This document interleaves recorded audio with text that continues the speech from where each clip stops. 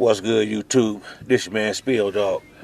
Yeah, I had made a video earlier saying why Crawford was gonna be dangerous for Errol, but the same way go for him. I've been saying for Crawford, Errol is definitely gonna be his most dangerous fight too. That's why I say when you look at it, man, this probably going when the fight actually happened. I was looking back at it last night. A lot of the fights we had with Floyd and Oscar and all of them, somebody had a loss. I mean, I think Sugar and Oscar might have been the last time we had two fighters on this level undefeated. And then the one with Sugar and Oscar, to me, it ain't a good enough comparison because Sugar Ray was coming straight up. I'm gonna say Sugar Shane was coming straight up from the smaller divisions to welterweight, and Errol Spence, in my opinion, gave Crawford the time he needed to grow completely into the division where this is 100%. Don't nobody really have no size advantage like that other than maybe height and reach. But as far as weight, Crawford is a full blown welterweight now, just like Errol is. Now, a lot of Crawford's stronger points is Errol gonna really have a lot of the stuff to neutralize it. The fact that Errol fight behind his jab, that's what I noticed when Josh Taylor fought Teofimo Lopez. I said, dog, he the bigger dude, but yet and still he trying to come straight in, just throwing no punches at.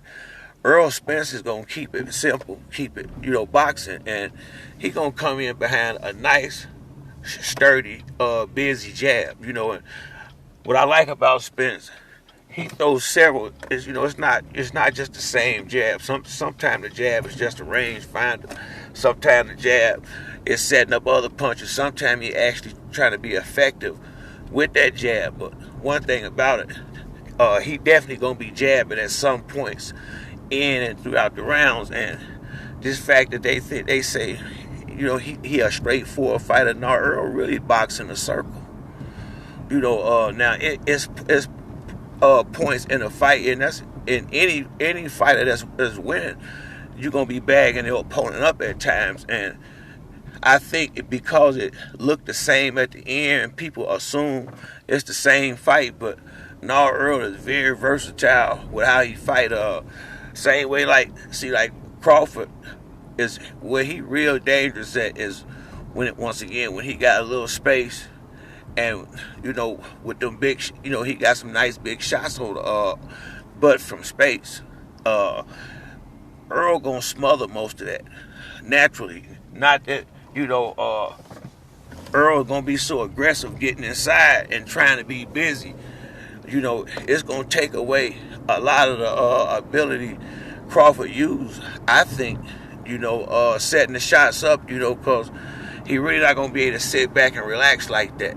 Now I know he planning on boxing and moving, but at the same time, he going to have to be trying to land punches too. And I think the way how Errol Spence, the way how Errol Spence come forward and the pace that he set when he fight, I don't think you had an opportunity to pick the type of fights you want to have with Errol Spence.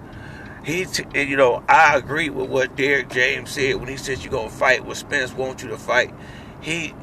The way he fight pretty much dictates the way the fight is going to be, just because his length. He got, him and Crawford, they both long fighters for that division with the, 72 and 74 inch reach.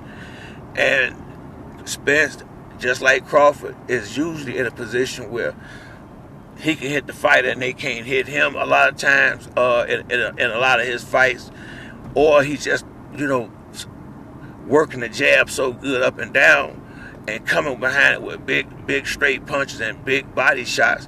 And see, that's the thing that I think is going to be so different about Errol Spence.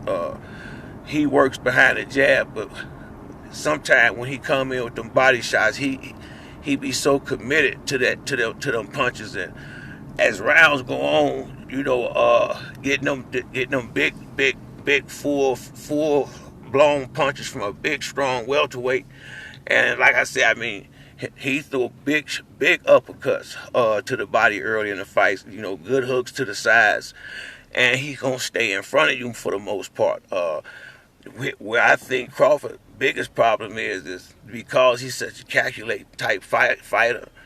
I think he'll be behind early in this fight with Errol, like 3 or 4 rounds, and then thinking he gonna just when he decide to turn it on, start winning rounds, and I think it won't work that way either. Whereas, because Errol gonna keep picking up the pace as the fight go on, and I think by the 5th or 6th round, maybe 7th, Crawford gonna find himself in some deep waters. I really can see it. Put it like this, and another thing about Errol got a granite chin. So when you got a chin like Spence have, he can afford to be aggressive early in the fight and step up in there and maybe get caught with a big shot here and there. That's more likely gonna happen, but he's passed that test over and over again, and that's the biggest test of the fight, because when that punch does occur, if it don't really push Spence backwards, which I haven't seen one really do to this point, that's at that point it really won't even be a boxing match. It'll be a situation probably like him and Lamont Peterson or him and Kell Brook. Although I think Terrence Crawford gonna be pretty big when he get in the ring that night, I don't think he's gonna be used to fighting a guy as good as Errol, that big on the other side, as aggressive as Errol, that big on the other side. See, Errol's pace, along with that jab and that body attack, it's gonna be hard. It's gonna be very, very, very hard to match or even keep up with that when you definitely ain't used to fighting like that. Even the guys on that level don't really fight like that, and that's what I've been saying for the longest. I don't think Crawford is gonna be prepared like he needs to be for the type of fight Errol Spence gonna bring in there. I mean, because Crawford got a lot of big dangerous punches, with his right uppercuts and his overhand rights and his ring generalship in general. But Errol is to me, he might be a better boxer. He might be, 'cause like I said, he been fighting the better opponents up to this point. So Crawford fighting him now, and we'll see what he look like in the ring with Errol. But I'm pretty sure it's gonna look a lot. It ain't gonna look like it's been looking, because once you start fighting with the upper echelons, some of the stuff you got away with them other guys, this is where I think big trouble comes for Crawford.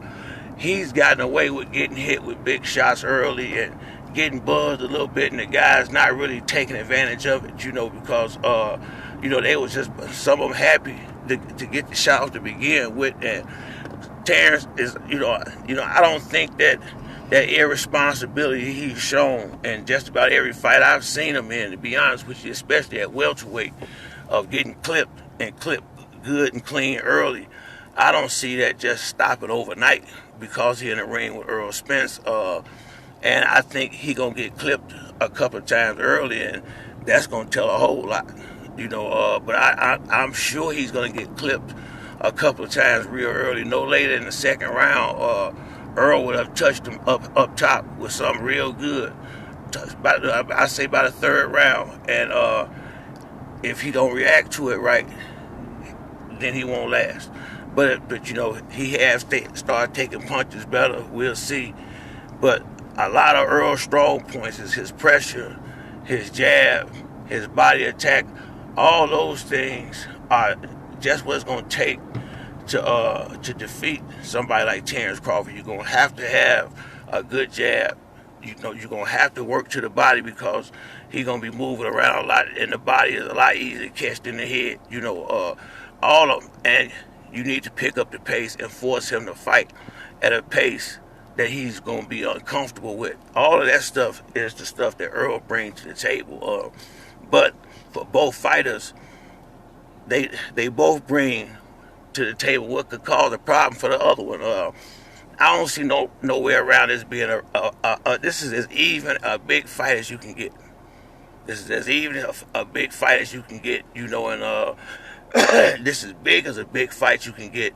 And you actually got two real fighters. This ain't nothing a gimmick. There's no gimmick about this. You got two top fighters at the top of their game finna do this, and you know, like I say it all the time, I got Spence all day in this fight, but they both bring interesting things to the table that the other one gonna have to probably overcome maybe for the first time in their career if they got any chance on winning.